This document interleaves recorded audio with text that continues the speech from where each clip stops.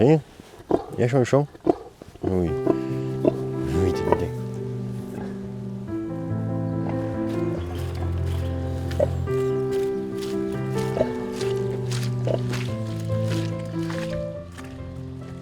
Voici Parisienne, notre truite qui va monter à Paris. On vient de mettre bas le 26 janvier, donc les porcelets auront un mois pour le début du salon. La ferme, en fait, initialement, elle a été créée en 1997. C'était mon père et mon oncle qui ont démarré l'activité avec les porcs nord de Bigorre, notamment. Ils ont participé aussi à la création de toute cette filière du nord de Bigorre qu'on connaît maintenant. C'est un métier qui m'a toujours plu.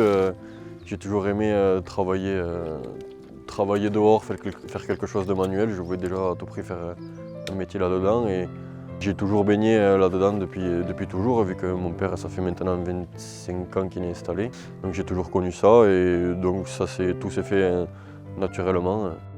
Celui-là, c'était un cochon qui était... il a 10 ans. En fait, il était brave. Il nous suivait comme un chien dès qu'on avait un parcours. Et vraiment comme un chien. Voilà, avec l'âge, il s'est calmé un peu. Mais oui, Titi. Les caractéristiques, c'est le port de l'oreille. Elle se porte comme un béret. L'épi sur le dos du cochon, c'est-à-dire c'est là où démarrent les poils.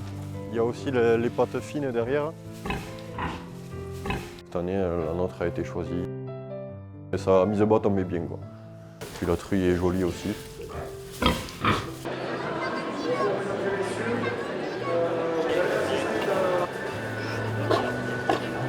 Parisienne, on va l'amener, en espérant qu'elle soit d'accord, parce qu'elle n'a pas trop envie de bouger.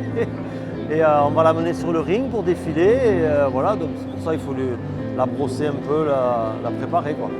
Théo, il a eu un petit souci, il s'est blessé à un genou, alors il a dû rentrer à Castelnau. C'est aussi pour ça qu'on est nombreux, donc il y a toujours un remplaçant. Nous élevons autour de 450 porcs à l'agressement. Sur des parcours très extensifs. Moi, j'ai la chance de travailler avec mon fils et mon neveu. Et voilà, nous avons aussi un élevage de vaches irlandaises sur notre exploitation.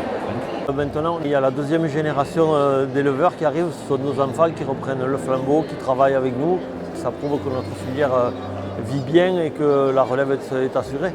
Notre chance et le contexte dans lequel s'est installé Théo, comme Clément avant, c'est qu'il s'installe avec une production de porc noir de Bigorre dans une filière locale, un circuit assez court qui est aussi assez rassurant parce qu'on arrive à maîtriser plusieurs points de l'élevage jusqu'à la consommation.